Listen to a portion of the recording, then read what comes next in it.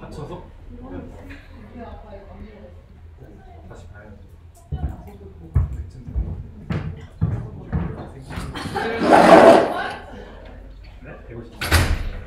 잘 지냈어요? 네.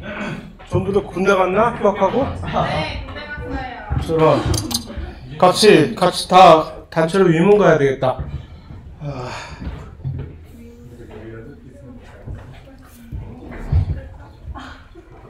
자, 지난 시간에 일단 빨리 짧은 버전으로 이제 한다고 해놓고서 이제 막단백질에 대해서 얘기를 한 거죠. 그래서 단백질들의 중요성은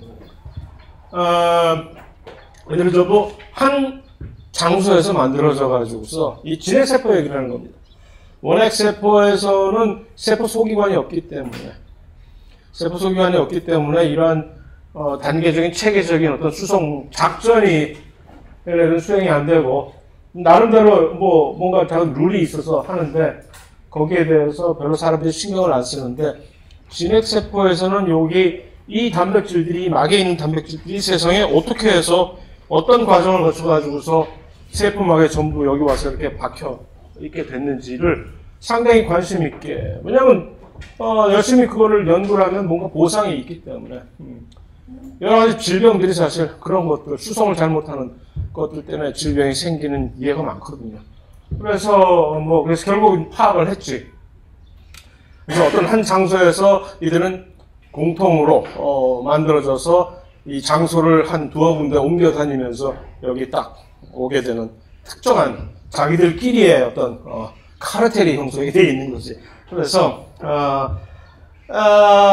그것에 대해서 이제 진핵세포에 관해서 얘기를 할 때 그것을 좀 더 집중적으로 물론 자세하게 그렇게 얘기해봤자 사실 진만 빠지고 그러니까 그것을 그냥 조금 통일해서 강조하는 식으로만 얘기를 할 생각이고 그래서 일단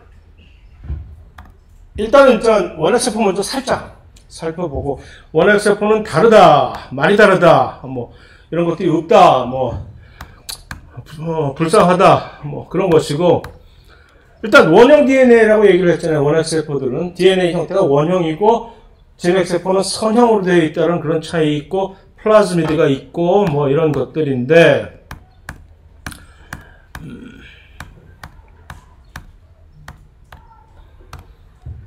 갑자기 일로 딱 뛰어들어오는 거지. 그래서 원핵세포와 진핵세포가 꽤 많이 다르단 말이에요. 여러 가지. 일단 우리가 쉽게 얘기할 수 있는데 원핵세포는 DNA가 이렇게 동그랗고 이 동그란 DNA를 우리 진핵세포처럼 어떤 튼튼한 보호막으로 세포막 안에 있는 딴 데 보고 앉았어. 이렇게 핵막이 있어가지고서 일단 막이 쳐지면 우리는 그런 고유한 장소를 이제 인지를 하는 거잖아. 막이 쳐졌기 때문에 진핵세포에서는 핵이다 하고 핵안에 그런데 이들은 그런 게 없는 거지. 그런 장벽을 왜 쳐? 그래서 막이 없어요. 그 다음에 DNA가 이렇게 동그래. 그러나 그 동그란 DNA도 우리처럼 두 개로 복제하는 건 마찬가지고 세포 분열 직전에. 그리고 이들도 단백질을 합성을 하는 이 방식이 우리처럼 리보솜이 이제 50에서 30에서 이렇게 붙여놓은 리보솜을 얘기하는 건데, 리보솜은 마치 탱크가 위에 포탑과 이 바디가 차체가 있는 것처럼 두 개로 분리가 될 수 있어가지고서 위 아래가 있거든요. 그래서 소단위체가 큰 소단위체 가분수예요. 리보솜은.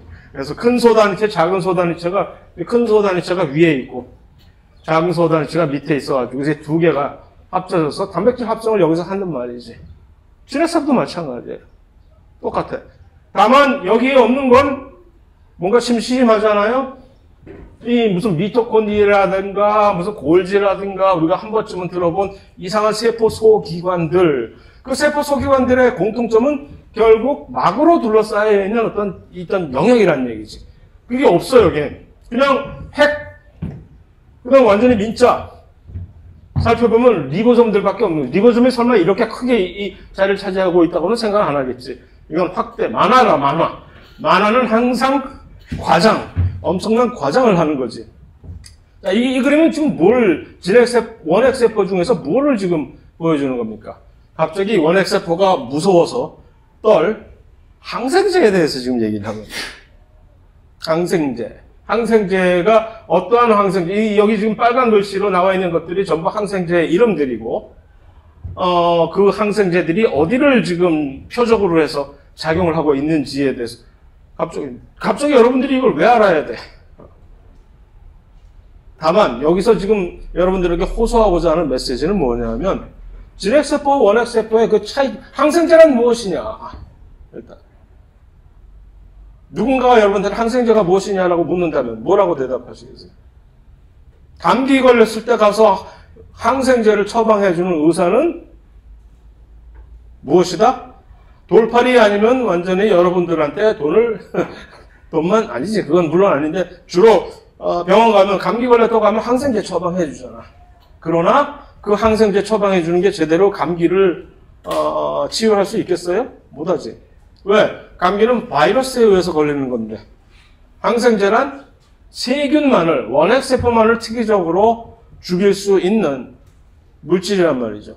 그러니까 우리 항생제를 우리가 먹어도 우리는 아무런 장애도, 악영향도 받지 않는 이유는 뭔가가 같은 세포인데도 불구하고 그 항생제는 뭔가 아주 잘 현명하게 원핵세포의 어떤 특이적인 대사작용만을 꼬집어가지고서 그들만을 저해시켰기 때문에 할 수 있다는 그런 얘기거든요.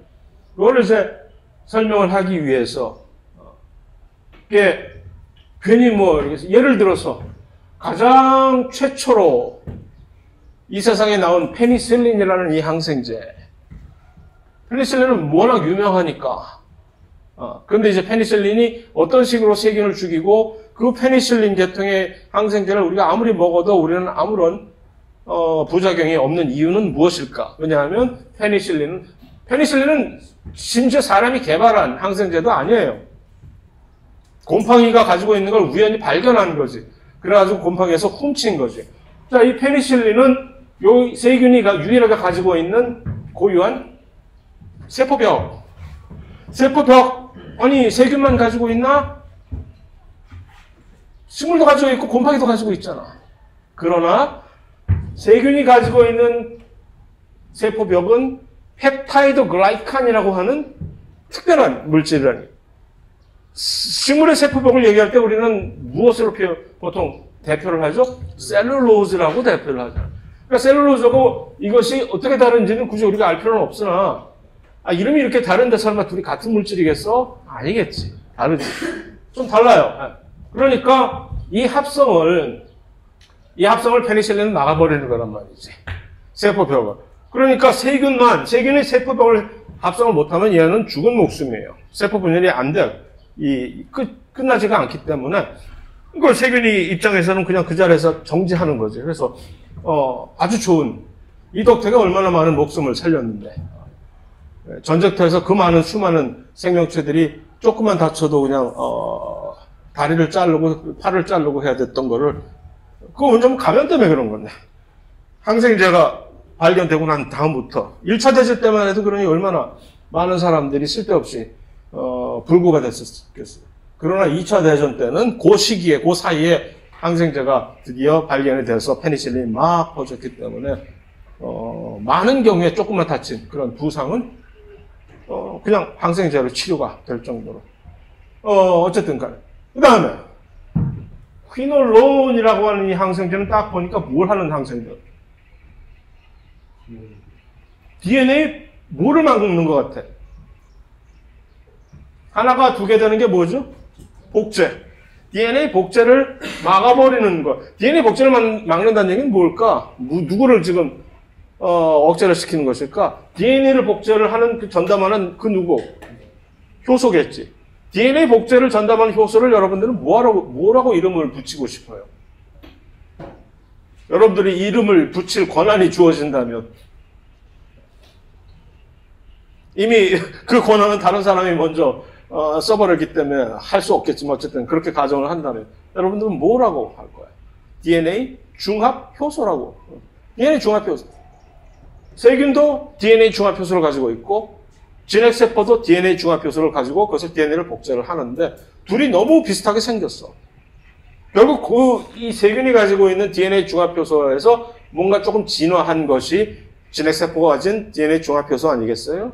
그럼에도 불구하고 이 계통의 형성제는 요 세균이 가지고 있는 특이적인 원핵세포 특이적 중합효소를 억제를 시키고 진핵세포의 중합효소는 가만히 내버려두는 아주 그런 특이성 때문에 아주 좋은 항생제지.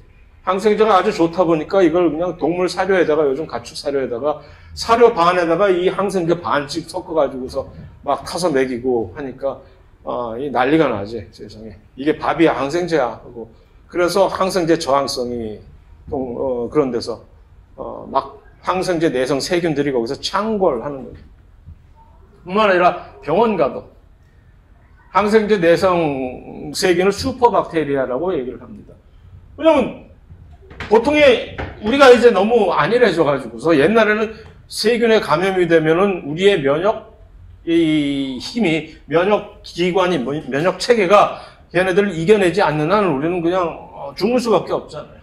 흑사병이니 뭐니 뭐 그런 것들 얼마나 많은 뭐 유럽의 인구의 3분의 1이 완전히 멸절될 정도로 그랬는데 항생제가 나오니 이제 그런 것들을 우습게 뭐 세균 항생제로 간단하게 처리하지. 너무 안일해진 거지.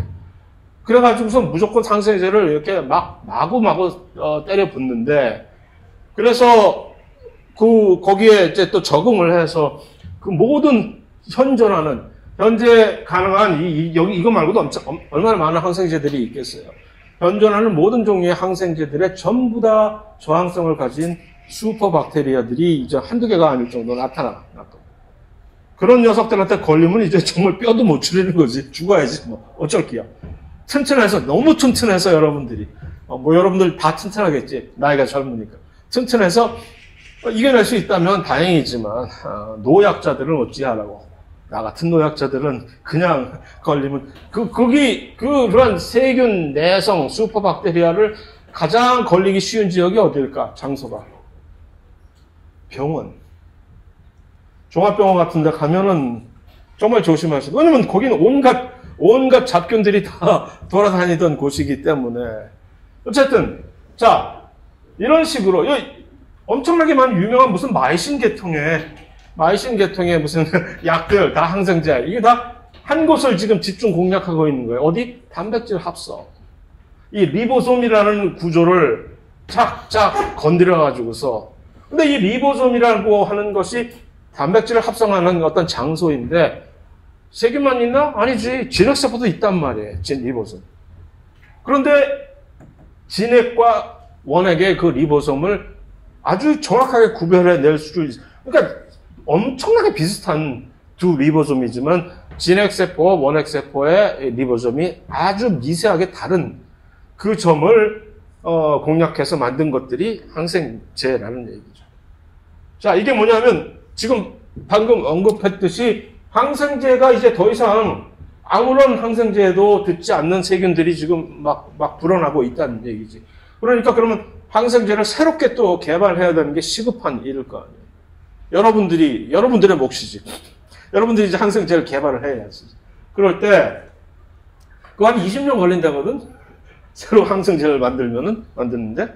모르지, 조금 더 요즘 열심히 일하니까 빨라졌을지는 모르겠어요. 그럴 때 이제 이 방향성이 이런 데서, 그러면 이제 우리가 새로운 항생제를 개발할 때, 그럼 이제 세균에 대해서 알아야지. 세균이, 현재 우리가 알고 있는 세균, 뭐, 이 정도면 충분한가? 우리가 알고 있는 세균은 이대로 좋은가?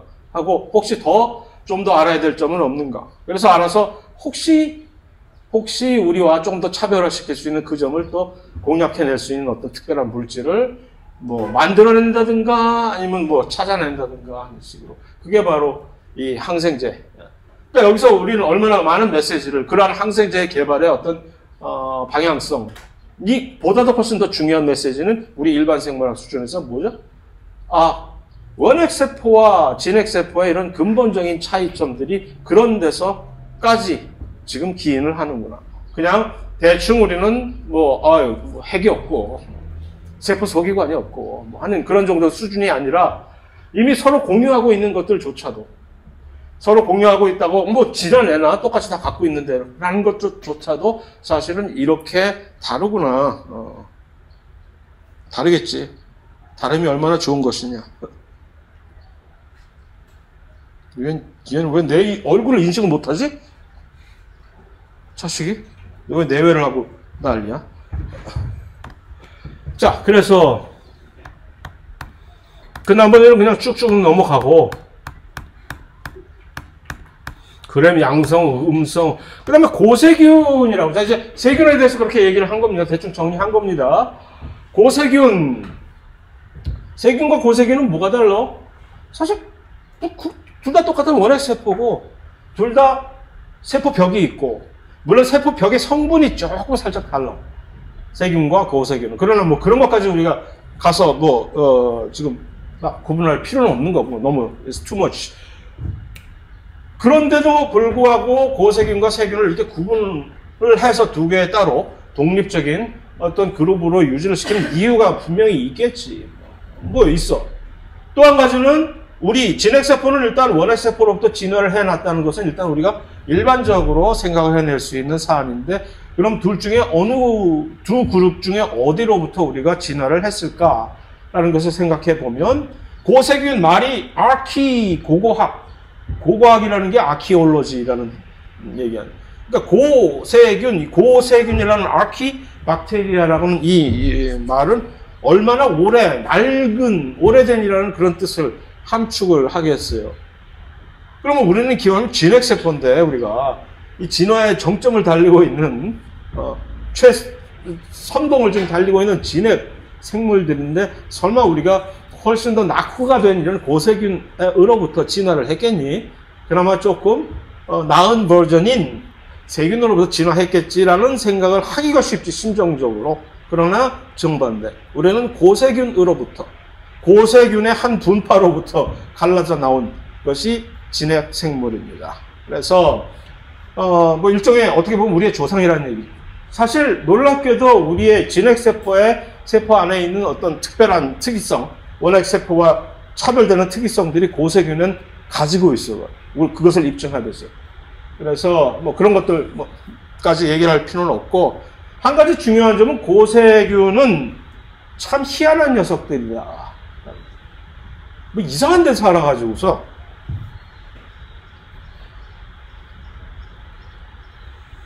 땅만 다 차치하고 왜 이들이 세포 배양이 어려우냐 하면은 뭐 이상한 데서 살아가지고 우리를 놀라게 하는 것들이 고세균들의 특징입니다.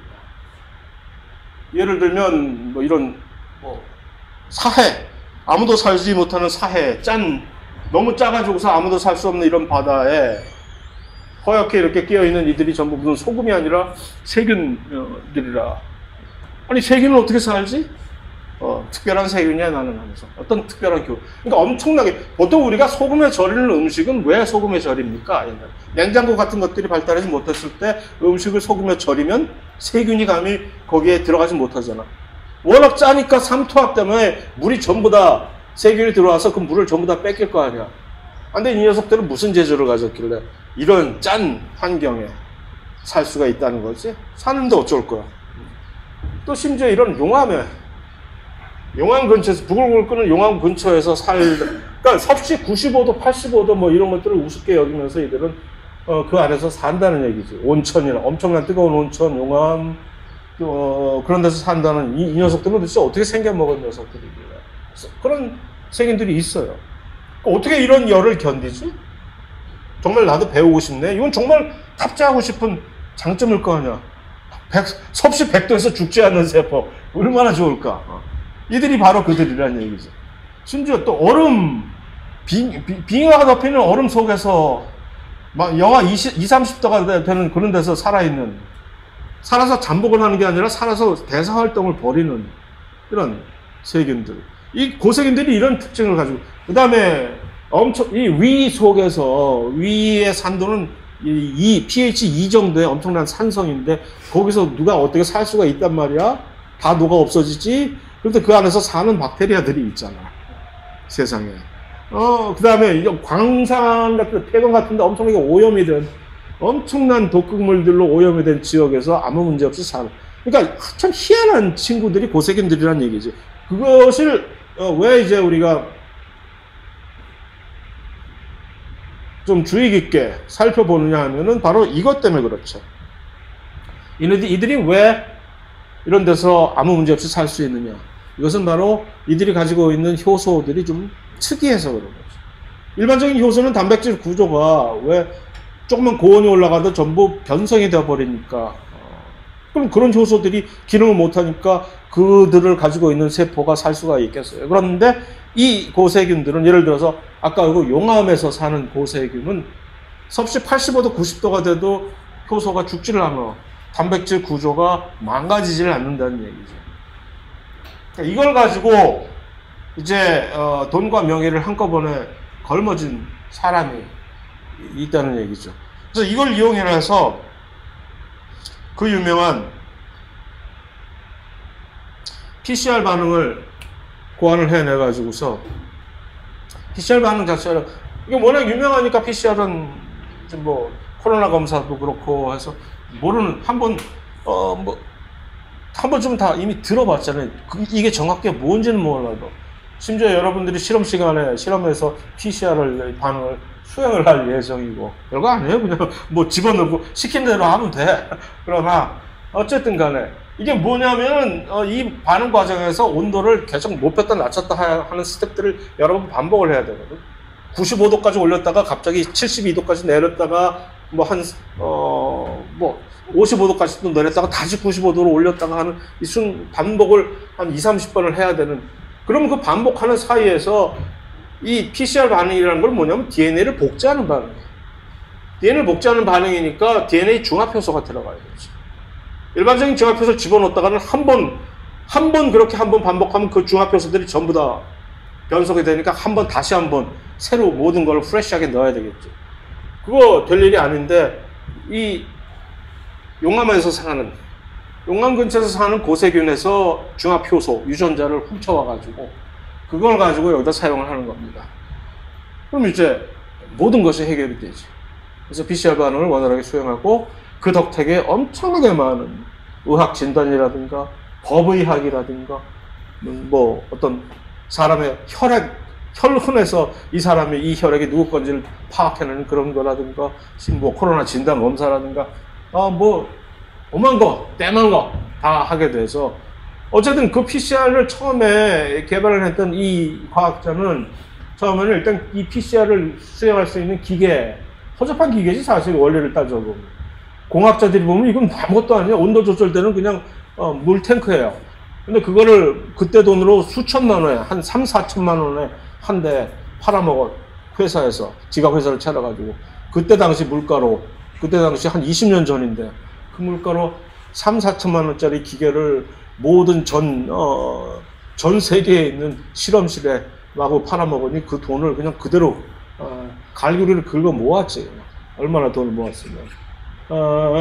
요즘은 그 가격이 워낙 싸져가지고서 요새는 한 200-300만 원만 해도 좋은 거 사는데 어쨌든 그렇게 하더니 보통 그렇게 되면은 이 업계에서는, 이 과학계에서는 이렇게 네가 돈을 벌지 명예를 계속 추구할지 둘 중에 하나만 선택하라고 보통 사람들이. 그리고 이제 돈을 벌겠다고 그런 쪽으로 나간 사람들은 그래 굴러 돈 벌어 열심히 하고 내버려 두는 것이 이제 관례인데, 이건 워낙 그 업적이 그냥 무시를 할 수 없으니까 나중에 가만히 기다렸다가 이제 노벨상까지 줄 수밖에 없었거든요. 그래서 한참 기다렸다가 한 10몇 년 끌다가 노벨상까지 할 수 없이 주었어요. 그래서 이런 것들을 고세균 연구를 하는 덕택에 이렇게 됐다는 얘기입니다. 자, 그래서 고세균은 그 정도로. 진핵세포로 넘어갑니다. 자, 일단 진핵세포로 넘어가서 먼저 이것부터. 세포가 진핵세포와 원핵세포의 차이가 일단 세포 소기관이잖아요. 이거. 핵은 핵이고, 그래. 핵은 둘째 저거. 세포 소기관이 있단 말이야. 이게 왜 진핵세포만 소기관을 가지고 있느냐라는 점을 우리는 어떤 경우는 간과를 한단 말이죠. 진핵세포가 소기관을 가져야만 되는 이유는 무엇이냐? 왜 원핵세포는 소기관을 가지고 있지 않느냐?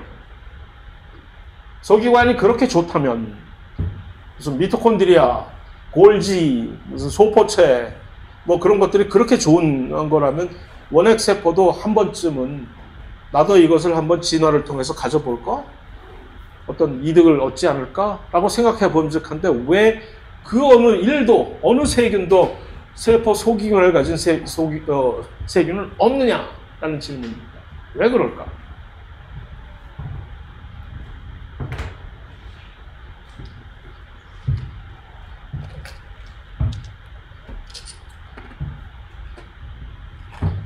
감기 걸렸는데 또 한 번 1점 도전해 보실래요? 됐어? 나머지 여러분들 혹시 1점에 도전해 보실까? 그럼 하나 걸게요. 또 1점 현상금. 왜 소기관을 가지고 있을까? 진핵세포. 원핵세포는 왜 없을까? 응? 뭐라고? 효소? 효율적이 맞는데 뭐 어떤 면에서 효율적?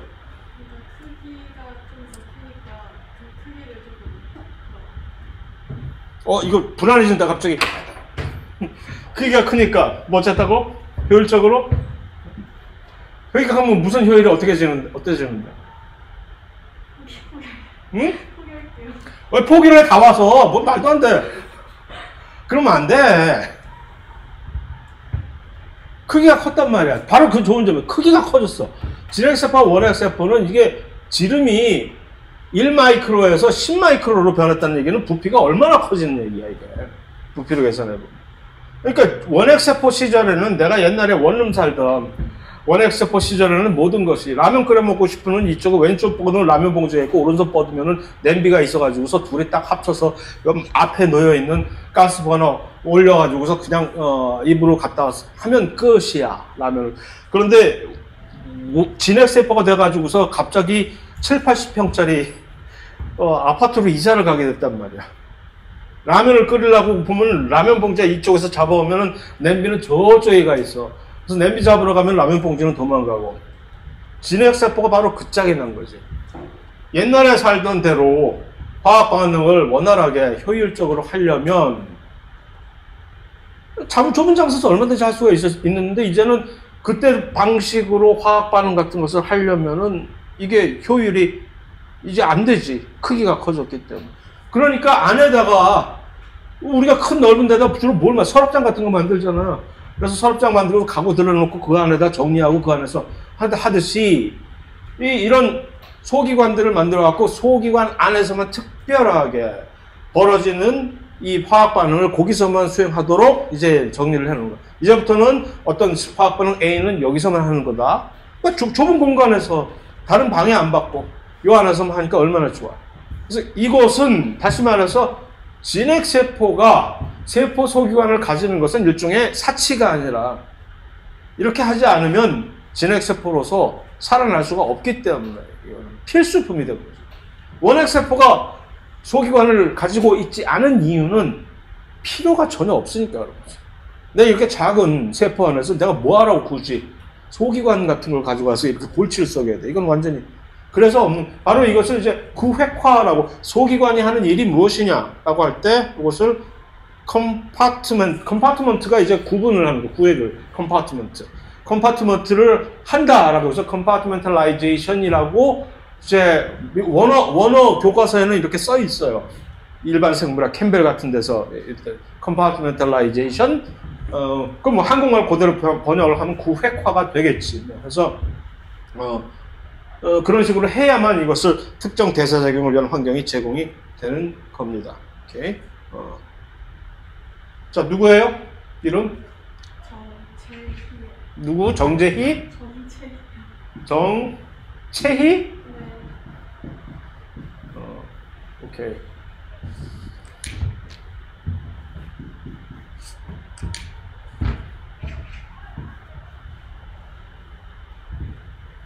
그래서 이런 것들이 이제 나올 때 안에 있는 이들이 각각이 계속 정체가 나를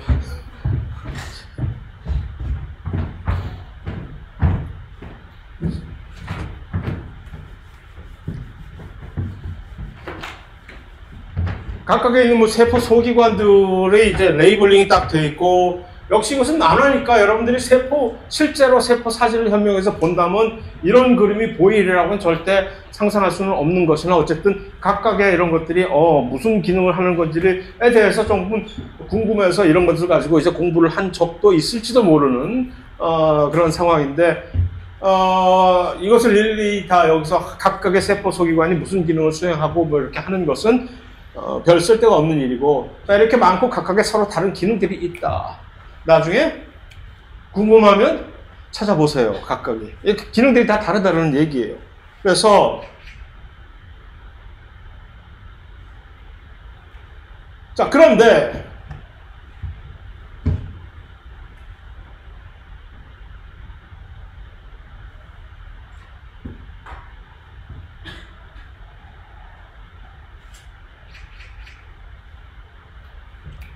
진핵폐수 세포의 핵 안에 있는 DNA들은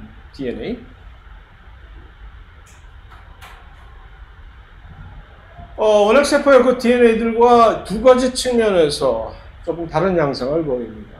하나는 그러니까 이게 직선으로 돼 있어. DNA가 원형이 아니라. 또 하나는 이들은 이러한 상태를 같은 실이지만 이렇게 똘똘똘똘 말아놓을 수가 있고, 어떤 경우는 이들 지금부터 풀어놓을 수가 있지. 둘 다 같은 실이야. DNA가, 진핵세포의 DNA는 이런 상태로, 이렇게 막 풀려있는 상태로 있을 수도 있고, 아니면 갑자기 이러다가, 이게 너무 어지럽다, 정신 차리고 좀 정리 좀 해야지, 각성을 했는지 모르나, 어쨌든 다시 돌돌돌돌 말아가지고 이렇게 짠! 하고 깨끗하게, 깔끔하게 정리를 해놓는 상태. 이것을 이제 진핵세포의 염색체 DNA를 우리가 이렇게 표현할 때, 이러한 상태를 뭐라고 이제 표현을 할까? 뭐라고 얘기를 하면 좋을까? 왔다 갔다를. 응축이라고 하면 되겠지, 응축. condensation이라고 해서, 응축을, 보통의 경우에는, 그냥 있을 때는, 세포가 분열을 안 하려고 할 때, 우리 세포 주기라는 거 한번 봤잖아요. 세포 주기. 세포가 분열하기 전에 모든 다른 기관을 간기라고 하잖아요. 간기. 세포 분열을 위해서 준비하는 기간이라고. 그 세포 분열하지 않는 그런 간기 시절에는 염색질이라는 형태로 크로마틴, 염색질, 응축도가 낮은 형태의 염색체라는 일. 그러니까 염색체와 염색질이라는 것은 같은 물질인데, 마치 좀 전에 본 그 실처럼 풀려 있으면 염색질, 크로마틴이라고 얘기를 하고, 이것을 돌돌돌돌 말아놓으면 염색체라고 얘기를 하는 겁니다. 크로마틴과 크로모솜의 차이지. 크로마틴과 솜의 접두사, 접미어를, 영어를 잘 살펴보면 이들의 뉘앙스를 대충 캐치할 수가 있는 거죠. 틴 같은 것들. 솜이라고 하는 건 엄청나게 큰 거를 얘기하는 거예요, 솜. 리보솜, 무슨 솜. 그 다음에 틴이라고 하는 것은 단백질처럼 약간, 그런 정도의 사이즈의 물질을 틴이라고 이제 얘기를 하는데, 그래서 이제 일단 이들은 응축도가 낮아가지고 이렇게, 이 만화에서 보면 이렇게 염색질은 이렇게 국수처럼 막 이렇게 중구난방으로 핵에 흩어져 있는 그런 형태인데, 이들을 세포 분열을 하려고 하면 이 상태로 놔뒀다가 이거 어떻게 분리를 해? 서로 나눠줘야 되는데, 그러니까 분리를 하려면 제대로 잘 나눠주게 하기 위해서 이렇게 응축을 단단하게 시키는 거죠. 마치 이사 가기 전에 짐 싸서 박스에다 탁탁탁 정리를 하듯이, 그게 바로 염색체가 되는 크로모솜. 그러니까 엄밀한 정확한 의미에서 우리가 세포에서 염색체를 관찰할 수 있는 시기는 딱 한 시기, 세포 분열하기 바로 직전. 그 나머지는, 여러분들 세포 분열하는 세포 잡기가 얼마나 힘들었어요. 현장 급습하기가. 그러니까 대부분의 세포들은 그냥 하고 이 상태로 이렇게 간기에 있다가 분열을 하려고 하면 이렇게 되는 것인데, 근데 이 염색체라는 것이 그러면 그때만 사용을 해야 되는 것이냐? 그냥 대충 우리가 얘기할 때 이 DNA, 이 진핵세포에 있는 DNA를 가지고 있는 그 구조를 얘기할 때 염색체라고 얘기를 하긴 하지만, 엄밀한 의미에서 염색체와 염색질이 구분되는 요 차이는 그거다. 응축도. 그 다음에 얘가 왜 이렇게 두 개로 쫙 있지? 각각의 하나, 두 개가 있는데 염색체가 좀 보통 일반적으로 이렇게 염색체가 딱 보면 이렇게 중간에 이 동원체라고 하는 센트로미어라고 있는 배꼽 같은데 두 개가 샴쌍둥이처럼 딸락딸락 동일하게 이렇게 매달려 있잖아요. 이 각각의 한 가닥을 우리는 한국말로 뭐라고 하는지 혹시 기억해요? 어? 염색 분체지. 염색 분체인데 요거를 또 시스터라고, 자매 염색 분체라고 얘기를 하죠. 이 자매 염색 분체가 어떻게 해서 생긴 거지?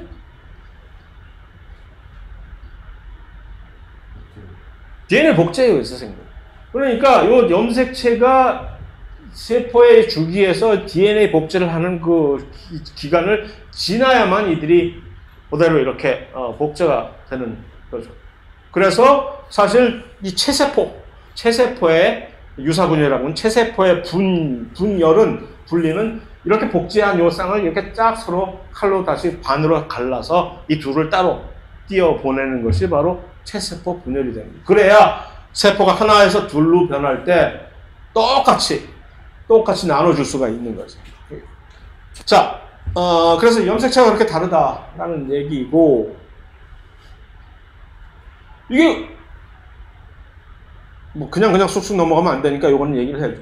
아니 얘가 이렇게 가는 국수 같은 것들이 어떻게 이렇게 똘똘똘똘 뭉쳤을까? 이것을 하게 하는 메커니즘은 무엇인가? 라고 할 때 그것을 가능하게 하는 것이 일단 여기에 있는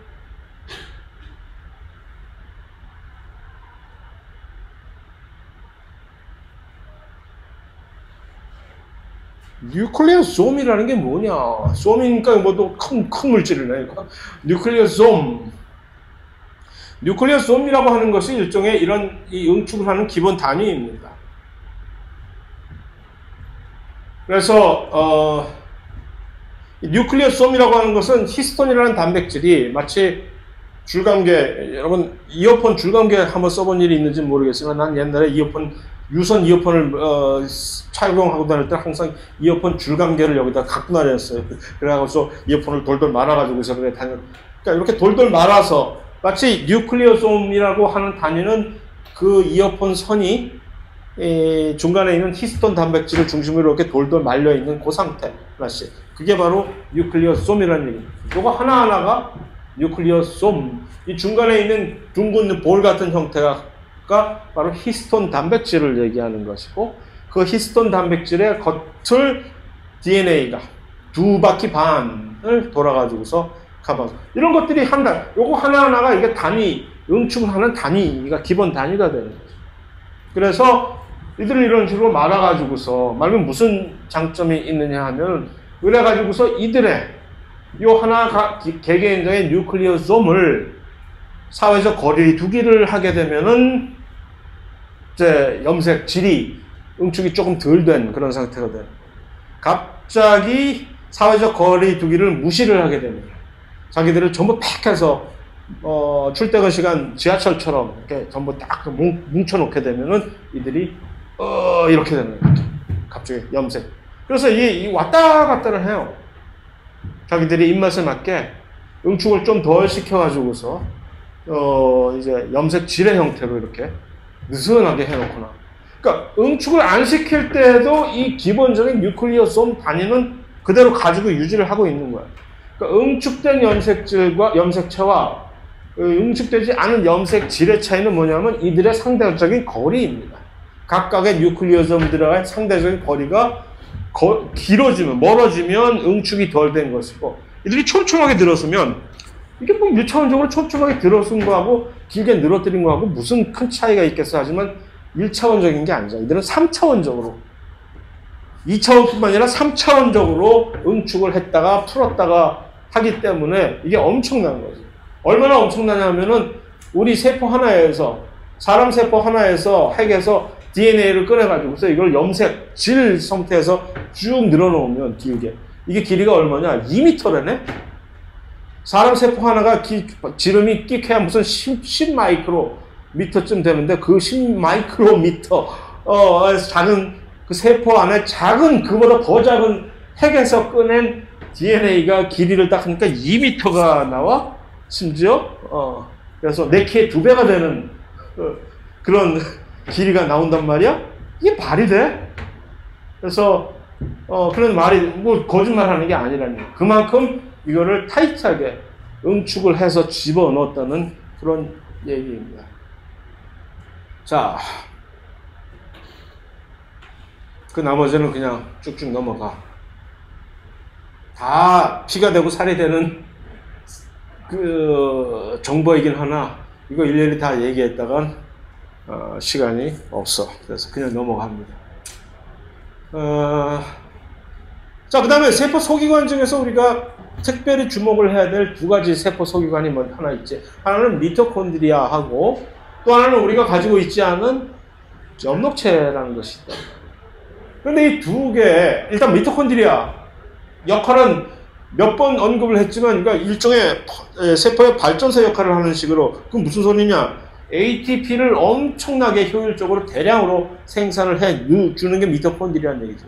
미토콘드리아가 만약에 우리가 없었던 시절이라면 ATP를 합성을 전혀 못했을 것이다는 아니지만 ATP를 합성을 하지만 그 양 자체가 비교가 안 될 정도로, 그러니까 진핵세포라는 것이 가능한 이유는 바로 이 진핵세포처럼 우리 큰 크기를 받쳐줄 만큼의 에너지가 공급이 돼야만 되는 거예요. 미토콘드리아가 들어오지 않으면 도대체 안 되는 거지, 진핵세포가. 그러니까 진핵세포가 처음에는 내가 진핵세포가 돼야 되겠다 하고 뭐 뭔가를 막 만들어 보려고 도보를 하는데 마지막으로 이 미토콘드리아라는 것을 획득하지 못하면 가다가 실패했을 거라는 얘기 중간에. 그 에너지를 어떻게 다 감당을 하려고 네가 일을 그렇게 크게 벌려는. 그러니까 그런 측면에서 다세포 생물이 왜 진핵세포에서만 가능한지도 설명이 되는 거죠. 세균에서 다세포 세균이라는 거 들어본 일이 없잖아요. 왜냐면 세균은 미토콘드리아 같은 게 없어요. 에너지를 이렇게 공급을 할 때 진핵생물처럼 그렇게 훨씬 효율적으로 이렇게 공급을 해주지를 못해. 그러니까 다세포 생물이라는 얘기는 에너지가 엄청나게 훨씬 더 많이 들어가야 되는 건데 그게 안 되는 거예요. 그래서